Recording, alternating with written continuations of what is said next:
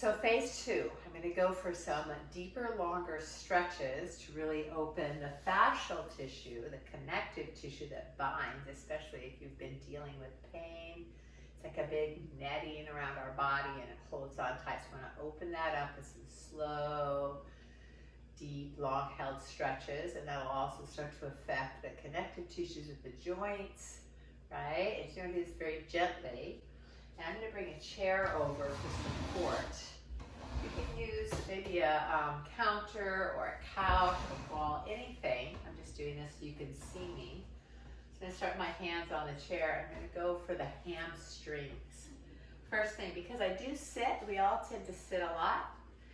And when we're sitting, our knees are bent, so we're shortening those hamstrings. So I'm going to start with the bent knee position, but then I'm going to draw the sitting bones up. So lifting from the sitting bones. Here, I want to go ahead and lift the belly too, so I keep that natural curve in the lower back and start to draw back and pull into it. Now, when I first started this, right after surgery, this was already intense, just doing this. You might even be up a little bit higher. So it doesn't matter how far you go, what matters is how it feels, right? So dropping in, toning the inner body, find that just right stretch in the hamstring. What you want to do is feel the full length. Try not to get it right at the sitting bone area or everything behind the knees. So you can always soften the knees a little, pull the sitting bones up. Measure that. Now as you come down, you're going to also get a secondary effect of stretching your shoulders, which feels good too. When we deal with pain and discomfort, we tend to isolate and not move very much. So not only is the area that's in pain affected, but our whole body gets affected. So we need to remember we've got to move the whole body. So we're going to start moving a lot more in these next phases. Keeping the feet, four corners of the feet grounded. I tend to roll out on the outer edges of my feet. Notice what you do. Firming gently the feet into the ground and then lifting the sitting bones. So as I hold and stay, I want you to stay with me. The tissues begin to awaken and understand that they're safe. And so through that safe net, that safety net of I'm not going to go too far, they can begin to release. Now, there's some options here. You might just stay with this, but the other option, if your shoulders are taking all of your attention, is to take the hands to the thighs, above the knees, push down, lift the heart. And if you have a wall behind you, just happen to have one, you can feel your sitting bones on the wall. Then you know you're lifting. Take the forearms down if that's comfortable, and then just let the head dangle. And what I'm going to do is start to lift my sitting bones up the wall until I feel that just right stretch again in the hamstring arena. Soften the neck and shoulders. Breathe. Some people might want to grab their elbows. If you haven't had limited range of motion, you might dangle. Breathing. And then, of course, the last option is to go further. But, you know, this is not the goal to get your hands down lower and lower. If I can touch the floor, that's fun, but it's not necessary. So you got to get out of the competitive mind and really get into the curative mind and figure out where are my hamstrings being best administered. Okay, where am I serving them so that I can open up those tissues and let them soften. So now I'm in this supported position. Of course, you could come away from the wall and just do it from here. And I'm still here on purpose, so we're going to stay a little bit longer. Sometimes I set my timer for 5 minutes. So 3 minutes for sure, up to 5 minutes is a yin yoga type of release. You're going to just soften into it. Minimum edge. Definitely play the edge. You want to feel your body relaxing into it.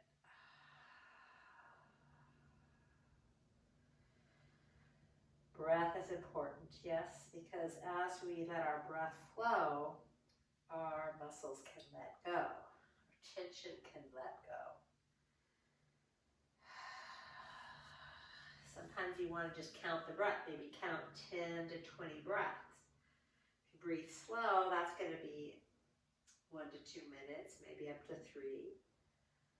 Or have a timer, whatever helps you stay.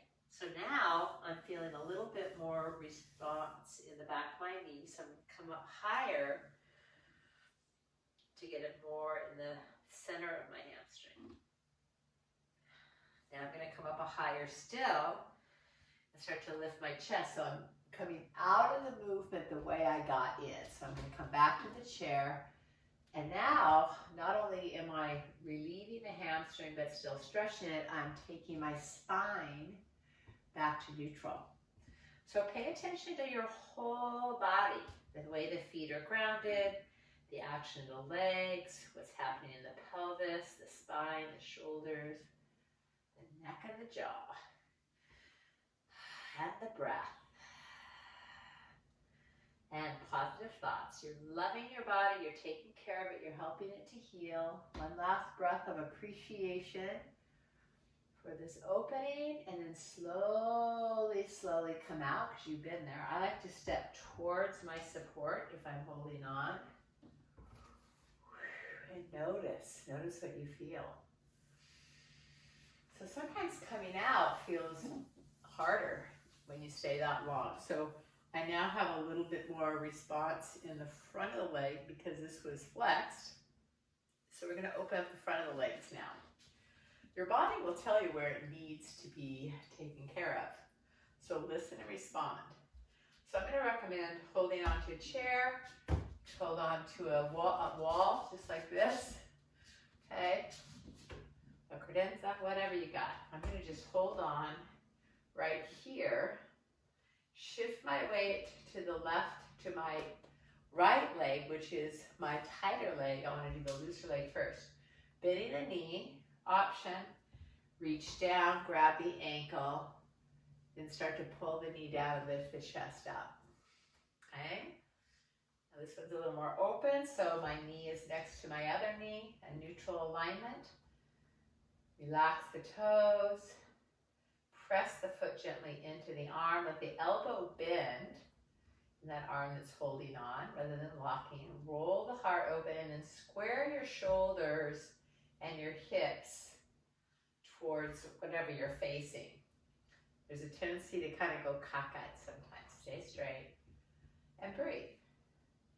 Now, there's a lot more going on here than just stretching your quadricep, right? You can squeeze the glutes a little bit more. That'll activate the stretch in the front of the thigh. Focus also on the standing leg and keeping the four corners of the feet grounded. Now, that's very helpful for my injured leg, the leg that's recovering, because I lost some strength there, and balancing is a wonderful strengthening. I'm going to squeeze the muscles of the standing leg, engage the abdomen, keep my heart lifted, and then take my hand away and balance. So, always practice balancing in every stage of life. 30 to 60 seconds on each leg. It's better to do 60. And then what's recommended is you practice with your eyes closed, which I have a challenge with. I've always had a challenge with that. So I just recommend just balance. Eyes closed, great. But that's not your goal. Woo, see how I'm wobbling a little bit? Just thinking about closing my eyes. Doesn't matter, I'm still on one leg, building strength, staying aligned, and then go back to the quadricep, get the stretch. Breath. I'm going to hold on now so I can just put most of the focus on the quad. You can pull the heel towards your buttocks a little bit, but it actually activates more if you pull up the belly and draw the tailbone down. I'm going to release slowly. Wiggle it out a little. I'm going to show you one more option on how to do this if you can't reach your ankle. So I'm going to turn this chair around, get closer to the wall. And then this is the leg, this is my new hip. So this hip joint's going through a lot. The scar tissue's tight right up in here where the incision was. The adductors and quads were really tight the whole time it was sore. So you might just put your foot on a chair and then face the wall. Make sure you're really stable and supported. Now you can move the foot back more, draw the tailbone in, and then that's it. You can really stay here a while because you're fully supported. You could also use the other side. Breathe. It's a good thing you can do when you're just having a conversation with someone. You don't have to have a formal setting, because you really want to do these long held stretches not just once a day, but morning, noon, and night. 3 times a day. Right when you get up, somewhere in the middle of the day, and before you go to bed. It really helps your sleep. So if that is a big stretch, which for me it is, I'm probably at a level 2 or 3 on the tension scale, if 10 was painful. So I'm going to go a little deeper. I'm going to go for a 4 or 5. So I'm going to reach back, grab the ankle, go a little deeper. Breathing, aligning, lifting and grounding simultaneously, and then put a little balance in it. I like to put my hand behind my head sometimes too, just to strengthen the neck, keep the gaze up. Now when you add these other components, sometimes it takes away from the primary. So if you're distracted, then go back and stretch the primary area, which right now is my thigh. Standing leg is working, definitely feeling the strength. You need to stay a while, right? 10 to 20 breaths. I'm not timing today, it's somewhere around 3 minutes. Maybe a little bit less on that other side. Relax your toes, relax your ankle, let it open. You used to feel a welcoming sensation. Even though it's a little intense, it's welcoming. I'm going to take one more breath here. Send some love to my new hip joint. Squeeze the muscles of my hips and thighs so it's easy to release the legs. So I'm supporting it as I come down. Block it out. Okay. So we got the back of the legs and the front of the legs. And now what we're going to get is the adductors. A very common sensation that occurs when your hip is not functioning right is tightness in the groin. So if you've got tightness in the groin, make sure you get your hips checked. I thought for years it was a muscle in my groin. That was a false diagnosis. So the groin, and then once it got worse, the worse it was really gripping. And we don't often stretch our adductors naturally. We have to do it on purpose. How often do we take our legs wide apart? Unless you're riding a horse, so go wide. This is where a sticky mat could help if you have slippery floors. You want to bend the knees, and then always from the top of the thigh, from the groin itself, hinge. So your spine is neutral. This is nice just to have a chair. Once I'm down here, I'm more solidly planted. I can put my hands straight so my wrists are straight instead of flexed. You could also do the same thing for your shoulders. So similar to the hamstring stretch, but now we're going to soften the knees, and I'm going to bend my right knee and move my weight to the right to stretch the inner left thigh. Now what's important is you got to keep your heel out and keep your buttocks up, right? And your weight going back, so you get the inner thigh. We already did the hamstring. Stretching back, so here's all your options. Give yourself a shoulder opener and spine strength lengthener at the same time, or relax the upper body. I kind of like this because it helps me get into that hamstring. Now, this side's not very tight, so I'm going to go out a little further and really draw the weight back. So if you look at the bent knee, you want to make sure it's over the ankle and not jutting out beyond the toes. I'll be able to show you better on the other side. So into the inner thigh. Let's breathe. Long, slow, deep breath out. Let it go. full deep breath in. And out.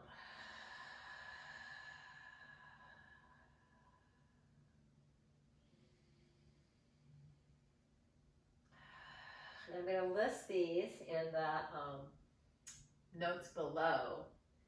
And I'd like you to make yourself a little visual aid of what these are so that you can just do them on your own once you have the technique. Right? You don't have to turn on the computer and the video, but it just helps to learn how to do it. Be a little motivated, okay? But know that I'm here with you. Even if you don't turn on the video, this is what I'm doing every day, and I'd love to hear from you. Let me know how it's going, whether you're preventing or rehabilitating. So I'm straightening it out now. I'm going to lift up just to shift the spine and go to the other side. Let's do the same thing. Start here, pull back, bending the left knee, going into the right. Oh yeah, I can feel that one much sooner. So it feels good to have the hands grounded. I can really pull back with the whole shoulder girdle. But again, don't get distracted. You want to pay attention to your whole body, but give most of your attention to that lovely little adductor group. For me, this is the #1 area that gave me the biggest grief. Really complained a lot. They were holding on for dear life. And now they can let go because we're okay. You don't have that pain pattern anymore.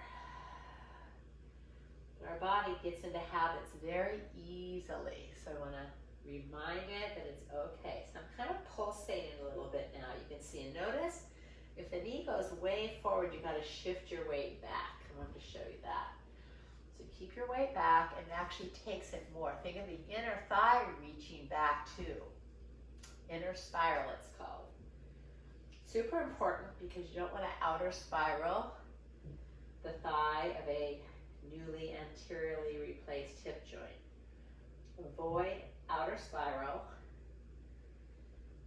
until they tell you you can do that again. It's a while. Probably a few months on that. But the important thing is do what you can do. So here we are, stretching it out. Again, if that's too much, if your back is tight, you might be up a little bit higher. So you just hang out and do this in your kitchen, when you're watching a movie, anytime. Just do it a lot. I'm just wiggling the hips a little, and I'm going to come back, tone the belly, unhinge. Okay, I'm going to leave it there for now. That's your deep stretch. So do that a few times with me just to hear those key pointers and feel it in your own body. Make sure the words translate into feeling, and then do it on your own. Next up, in phase 2, session 2 is strengthening. So we'll see you there. Namaste.